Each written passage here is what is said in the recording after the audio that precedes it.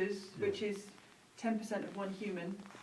That's where I sat all week on the floor, and from there you can see this is the greatest concentration of cables coming out this doorway. Yes. So, that's where the pipes were the most visible to me. So it was. Did you speak about this earlier? No. I don't know. I might have been talking to more people loudly that you heard. I don't know. But yeah, it's just really. That is to do with coming into a brand new space and sort of not quite knowing, and I just needed to actually see the things on the ground. So it's interacting with the space and sort of consolidating. Yeah, consolidating is quite a good word. Do you usually work kind of in the reaction or relation to a space, or no, you I've never done it before? So it's been really, it's been such a great week. Just well, it's unusual, isn't it? Being sort of plonked into a brand new studio space to work in is unusual, and that's what I think we need to remember is that this occupant thing is not set up to create essentially finished works that could be counted off and sold for £10,000. It's a chance for an invited artist to potentially review and reveal, where they are in relation to their work. And I think it's been interesting having that on view. One of the elements that we kind of finding is interesting. Last week we had an artist, Mahor O'Connell, was here, and he did something called a nod to Anthony Gormley. And all the milk bottles that you see in the trunk there underneath the table were full of water, I hope, and milk. And he just left them there as a kind of, negation of sculpture or whatever. And you said, very specifically that night, you said, can we keep the milk bottles because I want the water? Yeah, because the last couple of things I've made have definitely involved water. And I love the phrase, there's no running water. There's no running water in this place. I just, for some reason, that's like a poem or something. Yeah, there's water running through the space. But it doesn't stop here. Yeah, and but there was all this water that was already down here. Fantastic. Saved me lugging it in. As it turns out, it was less, because what was left here was actually almost 40 litres, which is one person, which I thought was really interesting as well. It's like he stayed. Preempted your But equally, your ability to kind of intercept that, I think, is what we're also, what I'm interested in, the idea that your studio visit here has been you've intercepted somebody else's leftovers, if you like.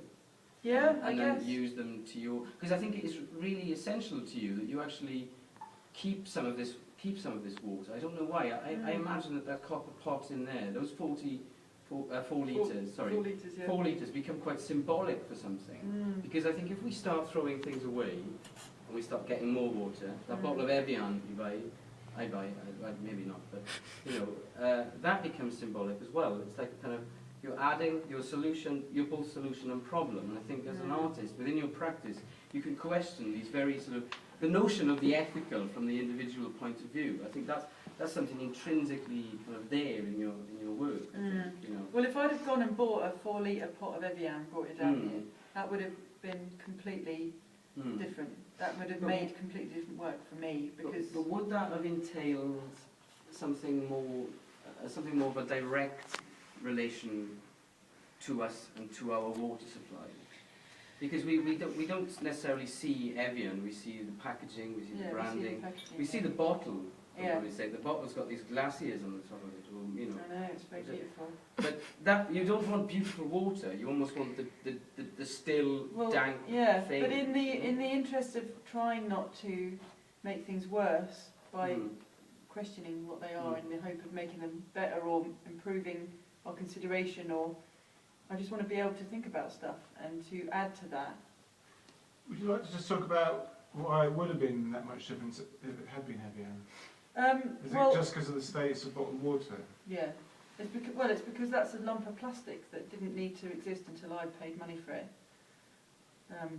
And the fact that if it had been if I'd have taken a bucket and filled it from a tap, that would be different. And the Evian would have been, in the interest of intercepting materials. Oh, it'd been a different sort of. I mean, well, in a way, your visits are scrappy. There's a kind of similarity, but because water's got a different status in terms of.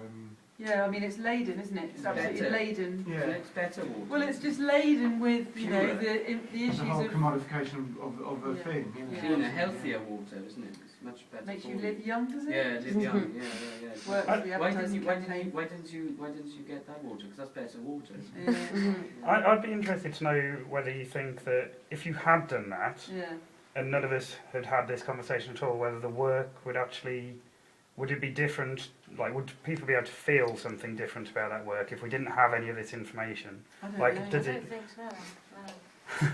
Because I thought that water was particularly clear, and you said It's got a film on it. Yeah. Yeah. Right. But for me, I don't know. Who knows? But it would have been a sadder piece of work. Yeah. Well, that's what I mean. Like, I'd be interested to know whether people would actually be able to see that in some. Well, not see it, but whether a work of art has that kind of. Like, because in a painting or something like that, you can see the process of someone thinking while they're doing it. That is transferred onto the canvas or anything. And I'd be interested to know whether you get the same thing from these objects as well. Like, whether that process is evident in it when it's displayed and people look at it. Well, hopefully, for example, just when you say that, if I had put Evian in that thing, I would have totally polished it first, probably. Yeah. You know, it would have been I'd have, gone through that ritual that you go through when you go to buy a bottle of water instead of just turning on the tap. You know, there's a ritual kind of commitment to a brand. Yeah.